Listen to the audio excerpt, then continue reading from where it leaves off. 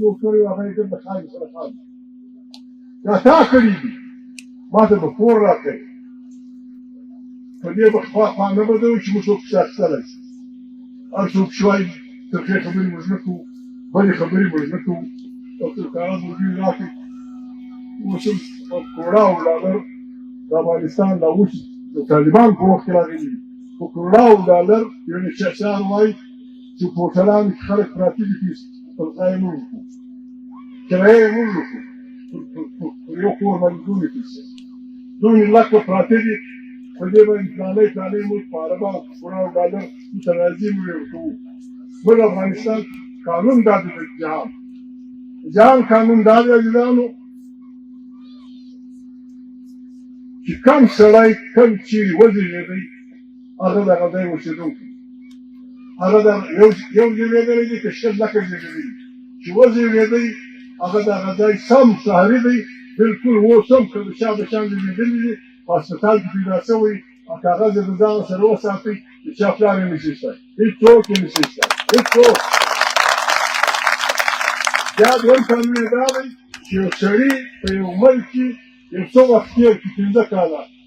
8 کاله 10 کاله دا حق لري چې د دې ملک بینک د دې ملک سکول د دې ملک پلانا دا استعمال کړي او د دې ملک پاسپورټ واخلي موږ که نیټي جوړه کړې وه نواز شریف دغه و نواز شریف وزیر اعظم و د افغانستان په خبره باندې جمعیت علما اسلام پکښې وه تحریک انصاف پکښې و MKM والا پکښې و جماعت اسلامي پکښې وه عوامي نېشنل پارټي پکښې وه څوک پکښې و جمعیت دغه ملګري څه پارټیانې دي مسلمک پکښې و په هغه کې موږ دا فیصله کړه چې زېږېدلی دی هغه خو دی د دې ځای اوسېدونکی دا ما ته په خپله نواز شریف وویل یو په دې کې څه بده خبره دا افغانان چې راغلي د دې اوس دا د ګرد ته دغه ورکوي شناختي کارت چې د دې ملک اوسېدونکي که په څوک په خوښ اخلي د دې ځای خوند ته ځي دا لیونتوب چې خپله زما د هدف کې داسې وکړو موږ فلانی کړو نوره ته یې ملکه ژر مه غورځي بله اون غم کبیر شه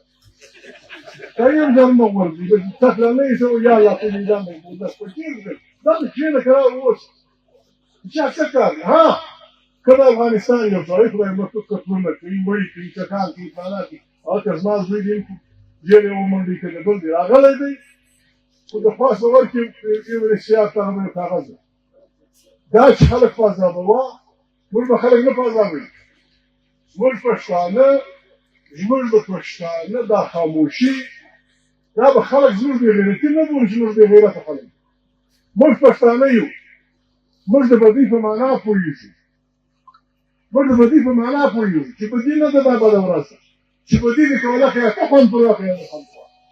بیا به ځنه وشرمو دنیا به راپورې خالي ګوره که راورته کښېنئ بد مه کوئ بدماشي مه کوئ دغه مه کوئ فلانې کار دی بل معمولي لاس ملګري وي لاس مه ووهئ هېڅوک موږ نشو وهلی دا ګرد ته راغلي دي په خپل محنت نن هلک تلیفون راکړی ول زه دغه لیکم مضمون لیکم پنجابی ځان اشغال کړي ډېر روښانه وي ورته به دې څه وایم ما ورته وویل خبره دا ده افغانانو د لږ پاسه نیولې تر لسبېلې پورې ګرد بلوط اوس ګرد اوسېدلي د دې ځای اوسېدونکي خلک د دا ګرد بلوط زمینداري سنبال کړې ده و هر زمیندار ته پر کور د 20 لکو څخه د 20 لکو روپۍ پورې کوي د ده بچیان هم ساتي خپل بچیان هم په ساتي لوی مارکېټونه یې دا دغه کړی دا د اکرم دی کور دلته مسلمستان کې په یو میدان هېڅ نه و د بازاري شکایت به د سپین به ګرځېده شی نه نو د خدای جهان ښایسته دغه جوړ شوي دي هغه به نه کوم دا زموږ وطن دی دا زموږ بنګلې دي که څوک وېرېدئ چې جایداد راسره درکوي وروره خدای زموږ دی موږ تاته ګارنټي درکړو که ترې ورځېدې مه شواره که ترې ورځېدې مجبوره یې چا په عذابولې مه شي حواله که موږ نه پښتونخوا ملایان پارټي مه شي حواله که ضمانت به ستا جایداد یې زموږ سره کوي څوک یې دارنګه نشي کولی موږ هېڅ پاکستان نه وخت ماښام لمانځه وخت دی عزیزانو موږ پاکستان ته راوړی شو خدای ته وګوره د افغانستان سره مه خرابوه د افغانستان او د پاکستان دغه پرله تړلې ده که یو خرابېدي بل ورسره خرابېږي. افغانستان او پاکستان سره مسلمانان دي، سره همسایګان دي. د پاکستان